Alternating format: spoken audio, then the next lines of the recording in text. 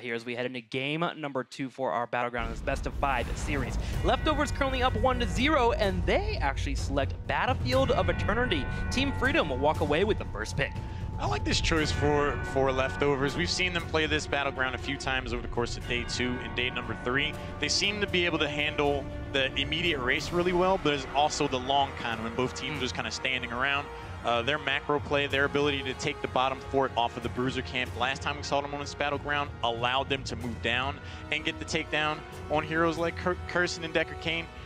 I like this map for them. They seem at home. Yeah, they really do enjoy brawling. It's something that they focus on in Europe as well. Let's see if they're going to take away that Sergeant Hammer, though, because, again, that was an issue. Granted, you did mention the mid-D was something paired with it last time.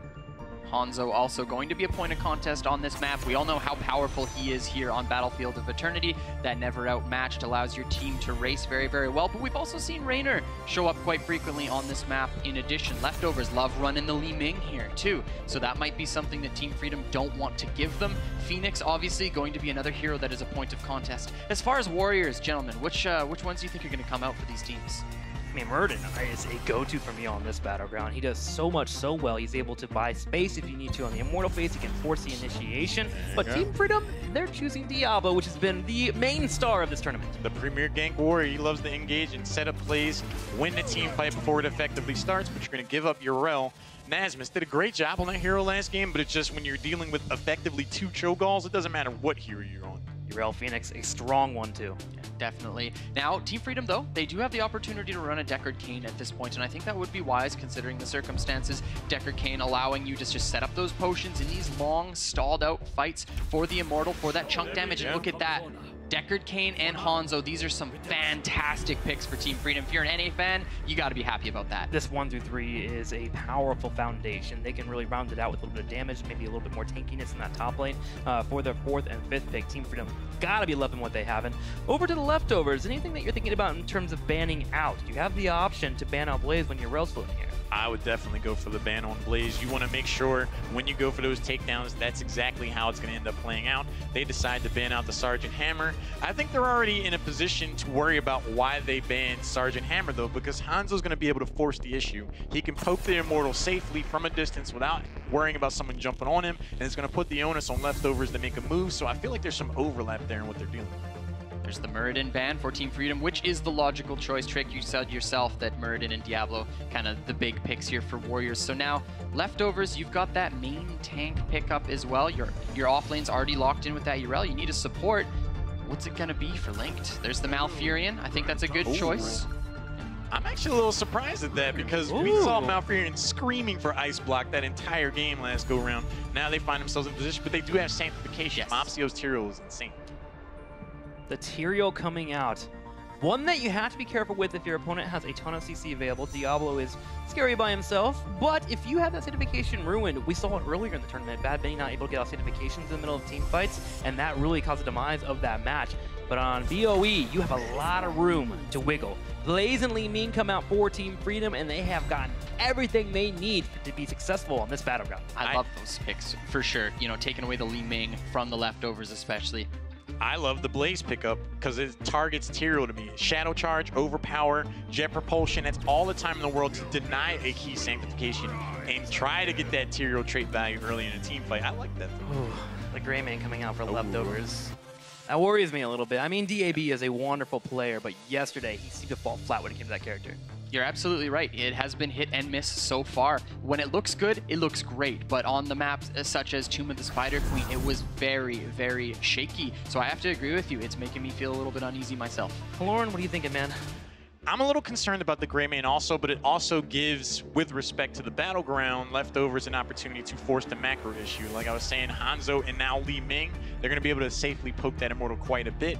Greymane, if he's left to his own devices and the rest of the team goes over to defend, he can force an issue himself. So it does give them an added dimension, but I think Team Freedom got the better draft. And if they can find Hanzo out of position, Greymane can shred him, so it's definitely an option. Let's go over to Jayhow and Gillyweed as we go into game number 2.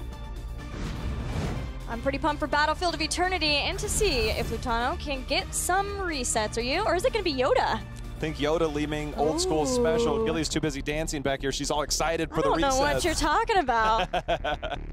I'm pumped. I know, this right here, I think this is where Team Freedom finds their way back into the game. It seems like they got a much better draft, and without the Cho'Gall cheese on the other side. A lot of control over Mopsio's tanks again. Didn't quite work out for Method, especially when you have a backup of Tyrael that worked that well with that composition for Leftovers in the last series. Every Sanctification went off, every Sanctification netted a kill and saved his team. We'll see if they can do it again.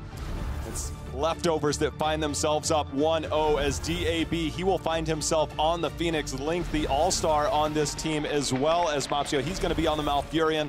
Blakitny, of course, on the Gray Mane. Mopsio on the front line with Tyrael, and then Podyboss on Yrel. That is Leftovers. Meanwhile, in the red, Yoda, he will be on Li Ming, looking for those resets. Nasmus on Blaze, Zugrug on the front line, slamming people to walls with Diablo. Lutano will be playing his Hanzo, and finally, Collusion on Deckard Cain. It's Team Freedom! Right now, already, right out of the gates, it's an interesting setup for these teams. Hanzo was up at the top, trying to see if maybe there was some early game structure damage in. It's something you can do with a Tyrael and a Phoenix and a Gray Mane. Move directly in, find some way to eat a few shots, get some extra shielding from Tyrael, get some early structure damage in. Instead, we're going to have the traditional 1-4 split. Now we're going to see Hanzo rotate down, and that might be just what Leftovers wants. Is they're actually shifting already right after that first wave. Well, Leftovers is known for having some innovative early game strategies, and this is one of them. When you pull out someone else's solo laner, and then you bring people up for the gank, especially when it's Blaze, and you can body block the jet propulsion, but Nasmus lives through it, staying alive, dropping the spray. Now Leftovers might be able to use that Gray Mane to try to get the Khazra camp in the top. He's also fantastic at being able to pick up camps, along with getting that siege damage in.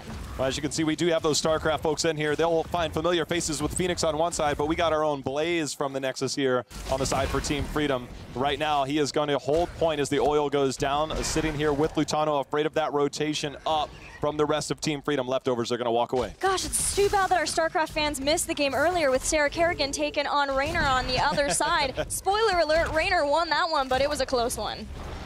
Now with this camp picked up, we've seen the shifting of these rotations, and it seems to be favoring Team Freedom. Leftovers just missed out on that kill, but they won't be done.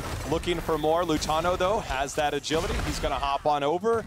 They get back. Some early structure damage is actually being accomplished here by Team Freedom. And when you said Leftovers, they do have those innovative strategies with that Gray Mane, but they've been unsuccessful so far. Yeah, so when they did that versus other European teams, it also didn't work out in their favor. Good teams know how to respond appropriately to a beautiful warp out, avoids the orb damage, as well as the root, which would have set up possibly for first blood for Team Freedom. Now Leftovers rotating in. Don't want to give up all of the camp presence at once. Would love to get some more sieging done or have the better setup around the Immortals due to Freedom having to defend this before they can get there themselves. We'll have Immortals happening in just over 30 seconds. That route by Collusion was so good that Yoda's timing on his abilities were off. He's like, oh wait, you caught all 4 of them? I thought at least somebody would be exiting this area. So Collusion will continue to see if he can make those plays on the bigger moments when you have more of that follow-up, but definitely his presence being felt around every form of this map so far. It is important to note, though, with Stay a While, something for Mopsio to consider when he's trying to go in and enable that Gray Mane, because if Leftovers try to play as aggressively as they would like to with this Yrel, Gray Mane, and Tyrael, who both are able to provide more supporting Yrel in that Aegis Supply armor, Tyrael in the Sanctification later on, and the shield, it is possible that things can get messed up by the Deckard Cain, just as the idea might be getting messed up for Leftovers if Mopsio didn't get out of there, but he does make it out. Team Freedom defend their Immortal, but it does sustain some damage. What we saw there from Zugrug on that Diablo was exactly what you hope to get. You try and get those stuns into the walls right around the stuns from the Immortal. Just barely off as Mopsio was able to make it out, but Lutano came in with a scatter arrow.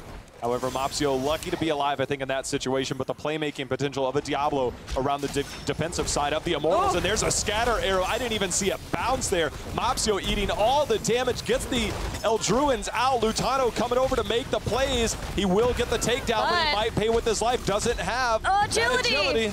Didn't have it, dies. 1-for-1 trade for the team. Linked now in danger in deep as a Malfurion not necessarily where you want to be as a Malf, but DAB keeping the slows, keeping Team Freedom here from getting back to base even longer. Lets Leftovers rotate up despite losing their Tyrael. The rest of the team putting in so much damage to Team Freedom, force them back, and Leftovers force the swap. Gilly, the amount of skill I'm seeing displayed by some of these players, they are playing at their absolute best. All these players trying to make plays for their team, and everything seems to be hinging on a thread every time we get into these engagements. No Hanzo at level 7, which means the race is not that significant right now, and it looks like Leftovers in the lead to take the first Immortal here on Battlefield of Eternity. All Team Freedom can do is bring this down to a manageable situation. With less shields, they have less issue before the Immortal gets into a melee position, and they can finish it out. Not losing too much structures is their goal right here. They're currently sitting even in experience that will undoubtedly shake things up with the Immortal if Leftovers can get things done with it, but it is an earlier Immortal, so it's not the end of the world for Team Freedom. Several tools to deal with it as 7 is finally picked up. Hanzo in this area does have trouble finding the exact angles. Got to make sure you go to that geometry class, and Lutano, he knows just how to do that. As Mopsio and team, they start to work their way in, see if they try and get that El Druin going in, and here it comes. Right on top of Lutano too, has the wall out. Everyone stays safe, but it buys space for the Immortal on the fort. That's the important thing. They can rotate back up now. Nasmus comes in too. Let's see if Team Freedom can get a rotation in on one of these players. A flank possibly with a combo, but Leftovers leave just before the fort goes down. Befort. It's sadly not down just yet, but Leftovers should be able to clear that out pretty soon. So that is a large chunk of experience that Leftovers will likely send somebody back for. Mopsio, he's just trying to make sure he makes it out alive. And sometimes in that race towards 10, depending on the timing of that next Immortal, since there wasn't a long stagger time for that, then getting this experience can get them that lead towards 10. It might buy them an advantage to help try and move this map along. And Zugrug and team, I think they know they can't give up any position at all. Exactly, that's why they are being willing to fight over this camp. But now Yoda gets some damage done to him now, but gets back behind the front line. Podyboss going in, diving deep for that, turns around, gets a combo from Yoda, has to run away. The whole rest of the team had focused on just bringing down Diablo, takes him out. He's gone for 20 seconds, and the body blocks are there on Nasmus too. Podyboss is a wild man. He is just diving anywhere and everywhere, saying, I dare you to try and kill me, and unsuccessful has been the name of the game. Diablo 92 souls, so it's not like he's lacking for that extra health and survivability. But we'll have 8 more to go to get that. And when that fort fell, you can see the jump in experience as well as that kill. Now Leftovers will have that race to 10 firmly in their hands. We'll see if they can go. But for Team Freedom, I believe the position of the Immortal should be in their favor, at least at the start of the halftime show, so that Hanzo can get the arrows in on his side of the map. Yeah, it is. And Leftovers can either just choose to race along with that, force it fast, and hope that they get the next half while they still have 10 in their favor, or possibly coming in with that 10, seeing if they can get some picks, some kills, snowball this game even further. It looks like they're going to choose the former of that option. Race this down quickly, but Team Freedom wins that race initially, but with heroic abilities here is going to have to back out. They're going to get this camp to buy time in the top lane. They're going to have to deal with a double camp pressure in the bottom, and if they let that push in too much, level 10 is here. Leftovers, they'll also be able to race down the Immortal momentarily. It looks like they took up a defensive positioning. Surprising, considering they already had the 10, or at least were near that, and everybody showed up bottom. So using that Greymane, they'll get that. Next Immortal will push the bottom as well. Immortal drops down. Heroics almost here for Team Freedom. Malfurion still considering. Linked, not sure if he wants Tranquility for the extra heals for the team, or Twilight Dream just to bring someone else down. Maybe if Li Ming got a little too aggressive with her calamities, could get the Twilight Dream there, but sticking with Tranquility to give heals for the team. That and Sanctification and the Aegis of Light from those Avenging Wraths should be a lot of safety for Leftovers as they start to move in. Heroic abilities here for Team Freedom.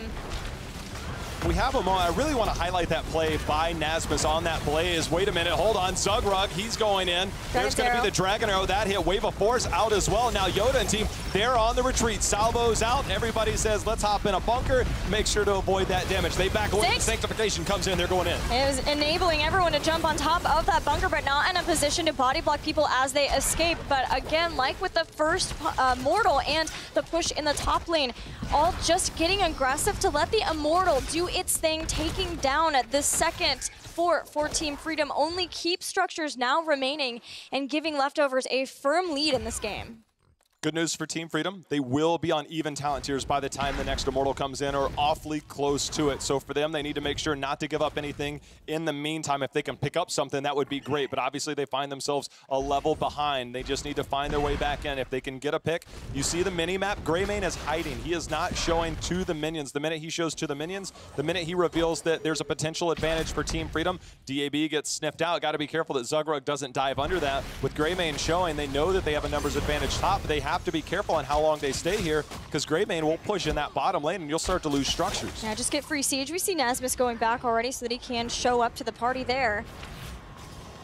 Some of Leftovers choosing going off of the map for Team Freedom is worrying enough that the rest are going to follow and go along with. They just get the camp in the top lane to maybe get some siege done there. The problem is 13. Leftovers are very close to it for the next Immortal phase. That is the situation when you start to fall behind. These talent tiers around every single objective phase is making tough decisions around which talent tiers you fight into without having, and when you have to give up the objective just to try to get experience back. But even if you catch up in experience, then you lose a giant shielded Immortal, and then you lose more structures. And Team Freedom are out of structures to lose unless they're going to start having catapults push against them, and that's a whole different ballgame. I was surprised at the approach there. They didn't find that aggression. The minute they spotted DAB at the top, yes, there's towers there, but you're tanky enough as Diablo. I'm surprised they didn't pull the trigger because they already knew Greymane was bottom. Now not getting that pick, they conceded more experience in the bottom in the form of that tower. They conceded more control of this game over away to Leftovers. For Team Freedom, though, they do find themselves in a position to get this halftime show underway. They have to be careful. The minute this breaks out, they won't have 13. They might be conceding another Immortal. Well, they back off to safe positioning until they know where the swap is going to take place. Leftovers, though, starting to move in. No holy ground to stop some of Team Freedom in these chokes, but it does give more of the shields for the team. Lutano gets chased down. Blakitny takes him out, laying waste to Team Freedom in this fight. Collusion all the way moved to the back. Team Freedom separated from each other, and without their Hanzo, things are falling apart. Mopsio dives in too, but Yoda teleports to safety. Just able to get out of there, and now Leftovers turns their attention to the Immortal, trying to take a firm grasp on this game. With both forts down in the top and bottom, they can now start looking at keeps. Team Freedom did get that Immortal down about halfway in terms of that shield, so they'll be able to defend somewhat more relatively easier, but this is still very threatening. They'll have 13 by the time this comes in. But for Leftovers, they're looking to accomplish a lot here as we approach the 12 to 13 minute mark, which is around the mid game. Or it might be starting to be that late game when we look at the final timer of this one. Leftovers are making sure to bring their minions with them so that they can soak up some of these structure shots. Team Freedom instantly sent Li Ming to the bottom because they do need that 13, because it's very likely that they look for a re-engage off the back of this Immortal. Either they clear it out and then go in after trying to catch someone, or they move around for a flank. You see pings in the vent. That's the best flank positioning too for Leftovers. You see Podyboss in his positioning, making sure that he can Avenging Wrath away or knock someone back with a hammer. If that's the case, it's his job to make sure. Zugrug tries to go in. We see the root does land onto Mopsio, but it's only Mopsio, and Podyboss doing what he loves to do, dive in deep to the back line. The minute bunker went down, Salvo came out. Now all of a sudden, Collusion, he's on the back foot. He's going to be the first to fall. Leftovers is going in. There's the body block. Zugrug, the roots are going to land onto him. He's just trying to get to the other side of the wall. Podyboss says, don't worry, I got a backdoor pass as he comes in and takes down Diablo. Nasmus somehow able to escape, but Leftovers, the damage is done. The keep is down, and now that Immortal on the core won't be able to accomplish much. But Leftovers getting that crucial keep at this point in the game. DAB set lasers to kill there, getting so many kills for the team, opening up this game and blowing it out of proportion for Team Freedom now. A 2-level deficit for them now, and hard choices to be made without a keep catapult in the next phase of the Immortal, and Leftovers getting 16 and smartly backing out from that before any of the respawn timers could even hope for Team Freedom to get kills there. It's a long road to recovery if Team Freedom is going to win this game too. 2-level lead here for Leftovers, and they have started to put the pressure on with that 5-1 kill lead. You know they've established dominance so far. We obviously see a change-up, devastating charge. Nazis has been very aggressive in the choke points, getting those stuns, but maybe he feels he needs more. So getting that devastating charge to try and do some damage of his own. 1 stack so far. We'll see if he can get more. There's going to be number 2. No flip back in. They got to be careful here. They are still down those 2 levels. The engagements for Team Freedom have not really been working out for them. A lot of that is that there's sanctification that's always available and a lot of supporting for Leftovers, but what is it that Team Freedom needs to do if they're going to start finding success in these team fights? Because you see Zugra go in, try to get a kill, he gives the combo to the team, they have Deckard behind that, but it just feels almost lackluster. It's definitely not netting any resets for Li Ming. Well, I'm going to be honest with you, it's going to be difficult because Leftovers is not giving them the opportunity. They continue to find ways to manipulate the map. This is a double camp pressure in the bot lane. You're denying experience from the enemy team in that top lane because it's all hands on deck for Team Freedom. If they're going to take a fight, they're going to have to do it under their own keep. If Zugrug can flip somebody over and isolate them, but these sieging potentials there. Blakitny going in, Dragon Arrow, here it comes. Yeah, but a Nature's Cure stops that right away. Sanctification 2, Bunker in the back. Nasmus staying there. Stay a while and listen to bail him out. See if he can get the turnaround. They had Lightning Breath, they had Stay a While and Listen at the same time. Flip over, push in. Blakitny takes damage, but so too does Yoda as he wants to keep bringing out all of his abilities to get kills, but the resets just are not coming to Team Freedom. Team Freedom got the interrupt on the salvo. Whether that was a good or bad thing in the long run, we'll find out soon. The positioning is in favor of Team Freedom to minimize the shield, at least if they aren't able to contest beyond this. Having the Hanzo racing here. Greymane on the other side is doing an amazing job for Team Freedom. They've brought this down somewhat, but they still do not have that 16. They still are unable. There's going to be the dismount onto Zugrug. He's holding position for now. The roots go down. Zugrug walks away as the roots in kind come back from Deckard and Collusion on the other side. Zugrug sitting at 43 souls. Not nearly as tanky as he used to be. Now body blocked away from the rest. Blown up in the blink of an eye. Purification salvo now coming out, but the bunker's there. Tyrael goes down. There we go. There's going to be the explosion. Asmus, he's holding on point. Yoda trying to get the reset, unable to do so. DAB comes in with another kill. The rest of Team Freedom, they are walking away. It is a 2-for-1 trade in favor of Leftovers, and they continue to dominate this. There's a little bit of love action going around.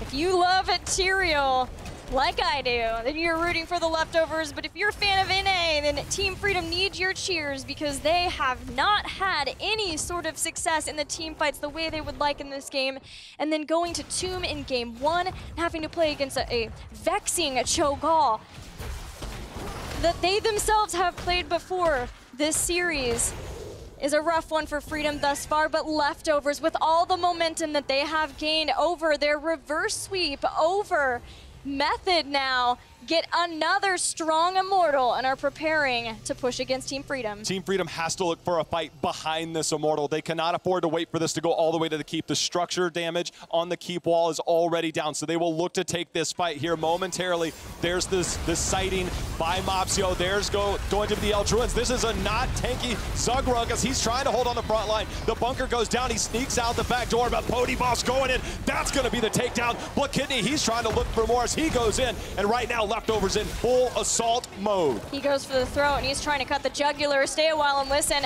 but now Mopsio moves to the other side of Collusion. Blakitny finds it and executes, bringing down Hanzo. Collusion will be next, and Leftovers can move on, take out this keep, take out the core, and take game 2.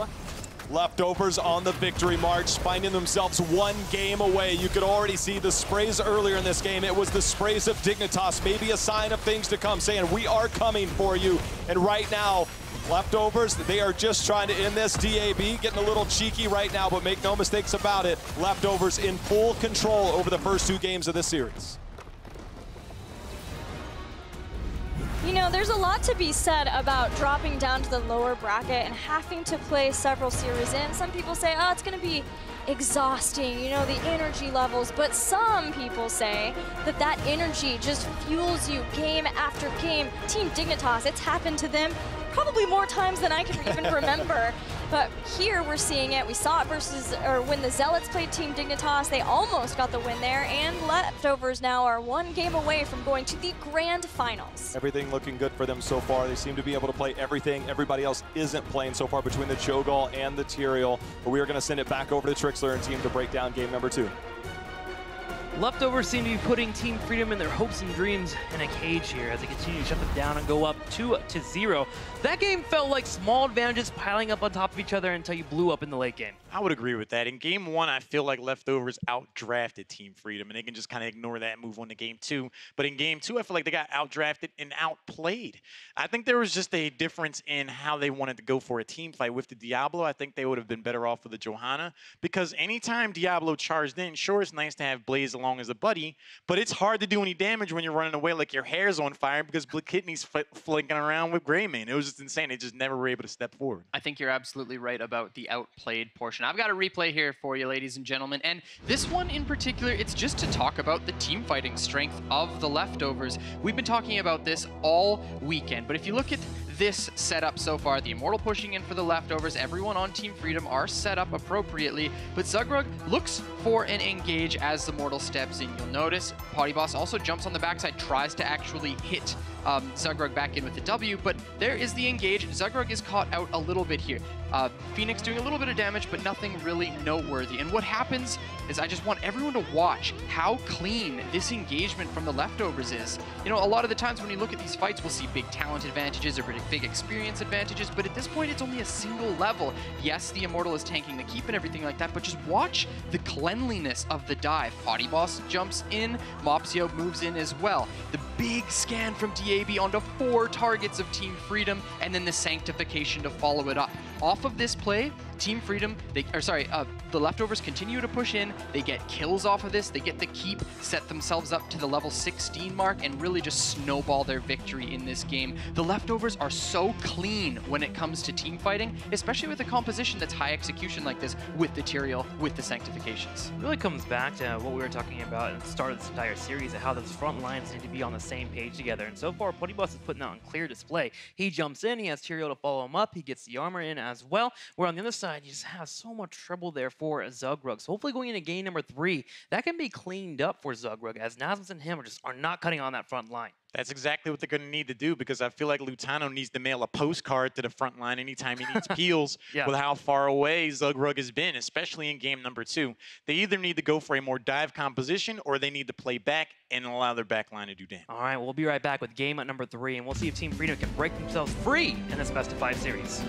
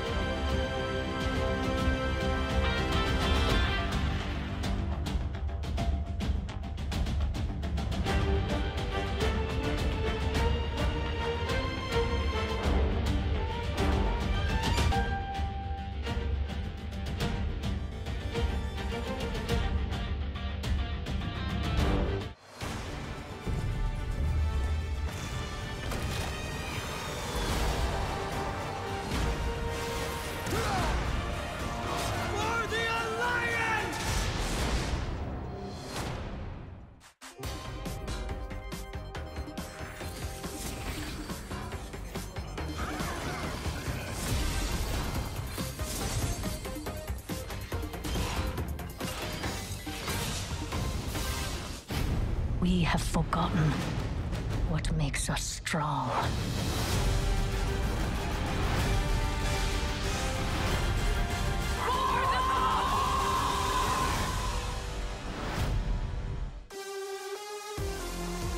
The Heroes of the Storm Global Championship is back. By watching and cheering with Bits on Twitch, you can unlock new chat emotes and exclusive in-game items, all while supporting your favorite HGC teams. Bits are a virtual good you can buy on Twitch to cheer, celebrating amazing moments and amplifying your voice in chat. And during HGC, when you cheer for your favorite team, a share of the bits spent will go to that team. As you cheer, you can unlock loot chests, mounts, and exclusive emotes when personal and global cheering goals are met. There is more loot than ever, but as new community items are launched, the old ones will disappear. Get them all before they're gone for good. Right below the video player, you can track team-specific and global progress, check out your individual goals, and see leaderboards that highlight each team's total cheers and the top individual cheerers. To get started, buy some bits by clicking on the bits gems at the bottom of chat and selecting Get Bits. Then, when a team pulls off an amazing play, click on the bits gem in chat, select the team logo, add the number of bits you want to use, plus a message to cheer them on. You'll summon a team-themed animated cheer mode to celebrate the moment loud and proud in chat. The more bits you use, the cooler and more animated the cheer mode. And lastly, be sure to link your Blizzard and Twitch accounts to claim your loot. We'll see you in the Nexus.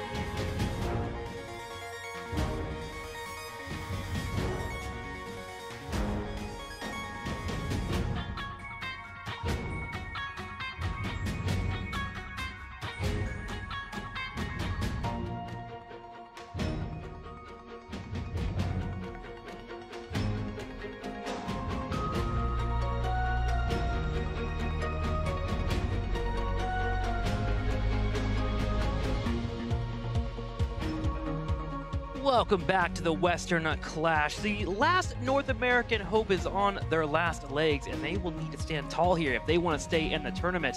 What does Team Freedom have to do to beat the Leftovers? They have to go back to basics. Anytime we've seen them look their most happy, their most confident, they said, we've been winning by accident. I think they're feeling a lot of pressure right now. If they do lose this game, if they do lose this series, they are out of the tournament. They need to just ignore that. Play each game as an individual thing and try to have fun. Call it. Anything to add to that? On the other side of things, I completely agree with you, but they also have a bunch of pocket picks that they could look to use in this